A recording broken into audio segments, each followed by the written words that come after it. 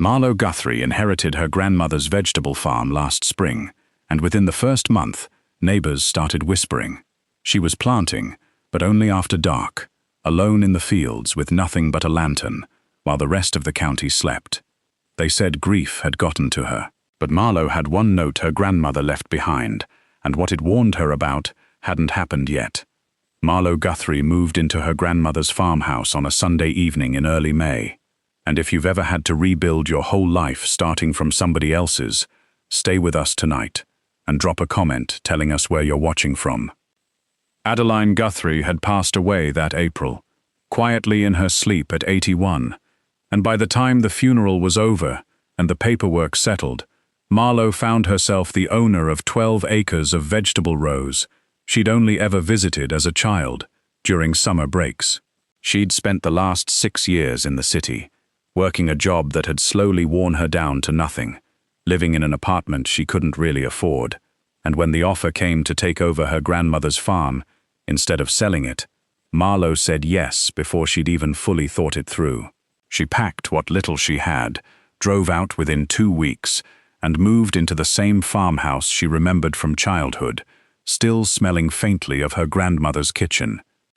The first planting season arrived within days of her moving in, and Marlow started the way anybody would, walking the rows in the morning, turning soil in the afternoon sun the same way she vaguely remembered her grandmother doing decades earlier.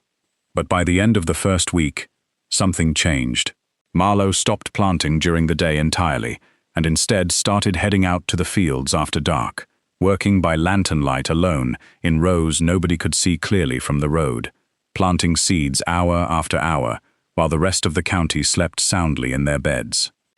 Hank Doyle noticed it first, the owner of the farm supply store 2 miles down the road, a man who'd sold seed and feed to Adeline for over 30 years. He mentioned it to a customer one morning, half joking at first, saying the Guthrie girl had taken to planting like some kind of night creature,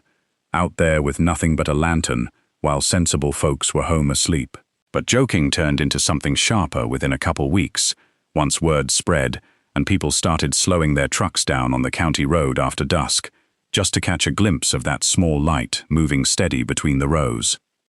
Marlow heard the talk the way anybody hears talk in a town that size, and she didn't argue with any of it, didn't explain herself to Hank or to anybody else curious enough to ask her straight. Most nights after she finished, she'd sit on the porch a while before heading inside, looking out over rows she couldn't fully see anymore in the dark, thinking about her grandmother in a way she hadn't let herself think about her since the funeral. Her Aunt Ruth called twice that first month, worried the way family gets worried, telling her plainly that people in town thought she'd gone strange, isolating herself out there alone after dark, instead of living like anybody sensible would. What Marlow didn't tell Ruth, what she hadn't told anybody yet, was about the tin. She'd found it tucked in the back of her grandmother's pantry the week after the funeral, an old metal seed tin rattling with dried heirloom varieties Adeline had saved and swapped for decades, tomatoes and beans and squash Marlow didn't recognize by name. Tucked inside, folded small enough to have been easy to miss, was a single slip of paper in her grandmother's handwriting, one line written plain and certain. The kind of line that read like Adeline had known, somehow, that Marlow would need it exactly when she found it.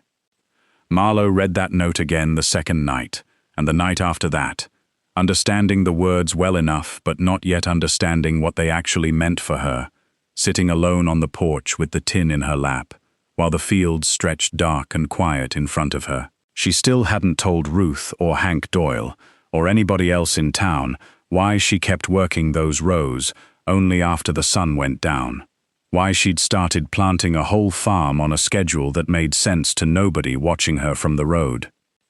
It would take her nearly 3 weeks to understand that her grandmother hadn't left her a strange habit to keep up out of sentiment. She'd left her a warning nobody else in the county had taken seriously yet. It was the middle of May when Marlow first noticed how different her seedlings looked compared to the ones she'd seen struggling on a neighboring farm down the road, hers coming up thick and green and sturdy, while the daytime planted rows next door already looked thin and stressed under the afternoon sun that had turned unusually intense for so early in the season. She hadn't thought much of it at first, figuring it was just luck or good soil, but she couldn't shake the feeling that her grandmother's note meant something more specific than she'd first assumed. She still hadn't told anybody the real reason behind her schedule. Not Ruth, not Hank Doyle, not even the handful of neighbors who'd started slowing down on the county road most evenings, just to watch that lantern light moving steady between her rows. Marlow had grown up hearing bits and pieces about her grandmother's farming methods, without ever really absorbing them, always assuming Adeline simply did things the old-fashioned way, out of habit more than reason. It hadn't occurred to Marlow, until she found that note, that her grandmother might have built her entire planting calendar around something specific she'd lived through, something she'd never fully explained to anybody, family included. The pressure to fall in line came from every direction that month. Ruth drove out from 2 towns over, walked the rows with her in the daylight, and told her gently but plainly that people were starting to worry in a real way, not just gossip worry, but genuine concern that Marlow was isolating herself out there, alone after dark, instead of adjusting to a normal life on the farm. Hank Doyle, kinder about it in person than he'd been at the counter, offered to send one of his sons out to help her switch over to a regular daytime schedule, insisting he wasn't trying to embarrass her, just trying to help a young woman who'd clearly taken on more than she understood her very first season running the place alone. Marlow gave in briefly, the way people do when everybody around them seems certain enough for the both of you. She planted 1 full row in broad daylight that week, telling herself it was a reasonable compromise, a way to quiet some of the talk, without abandoning her grandmother's tin entirely. But within 4 days, that daytime row had already started wilting under a heat that seemed to climb earlier into the afternoon than it had any right to that time of year. Leaves curling at the edges, while the night-planted rows around it stood tall and unbothered. It rattled her more than she expected, standing at the edge of that one struggling row in the evening light, feeling for the first time like she'd made a mistake she didn't fully understand yet. That night, she sat up with the tin open in her lap, reading her grandmother's note again, turning the words over slower this time, starting to suspect they meant something bigger than simple preference or old habit. She thought about calling Delbert Ashby, an old farmhand who'd worked alongside Adeline for nearly 25 years before retiring, a man her grandmother had mentioned warmly more than once over the years. But some part of Marlow wasn't ready yet to hear an answer that might ask more of her than a few strange nights with a lantern. Some part of her suspected, sitting there with that note in the dark, that her grandmother hadn't left her a simple quirk to carry on. She'd left her something urgent. Marlow remembered something Adeline used to say when she was a little girl visiting for the summer, something about how the moon never lied about what a plant could handle, and how the sun sometimes asked more of a young seedling than it had any right to give. She hadn't understood it back then, hadn't thought much about it since, but sitting there now, with the tin open and 1 wilting row just outside her window, she was starting to understand exactly how much her grandmother had actually known, and exactly how little of it Marlow had earned the right to yet. Marlow finally called Delbert Ashby on a Sunday afternoon in late May, sitting on the porch with the seed tin open beside her, and the old man didn't sound the least bit surprised to hear from her. He said he'd wondered how long it would take before somebody from that farm called him again, said Adeline had spoken about this very possibility more than once over the years, always certain that whoever came after her would eventually need to understand what she'd built her whole planting method around. He offered to drive out that same evening, and Marlow spent the hours before he arrived, feeling something between relief and dread, like she was about to learn something she wasn't sure she was ready to carry. Delbert walked the rows slow once he arrived, comparing her night-planted seedlings against the struggling ones she'd tried in daylight, nodding at things Marlow still couldn't fully understand the significance of. He explained that Adeline had lived through a brutal heatwave herself, decades earlier, one that had scorched nearly every daytime crop in the county within a single terrible week, wiping out entire harvests for farmers who'd done everything the traditional way. Adeline had spent years afterward experimenting quietly, discovering that planting delicate heirloom seedlings after dark, letting them establish their roots in cooler soil before ever facing direct sun, gave them a resilience nothing else seemed to match. She'd kept it mostly to herself, Delbert said, because most folks in town had never needed to hear it, not since that one terrible season passed, and the years after stayed mild enough that nobody thought much about it again. Marlow asked the question sitting heaviest in her chest, why her grandmother had never simply written it all out plain, instead of leaving one cryptic line folded into an old seed tin. Delbert was quiet a moment, choosing his words with care, saying that Adeline had always believed a warning meant more once a person had lived enough of it themselves to feel the weight of it, that she trusted whoever inherited that tin would find their way to the truth exactly when they needed it most, same as she had. It wasn't a simple answer, but it was enough for Marlow to finally understand the size of what her grandmother had actually left her.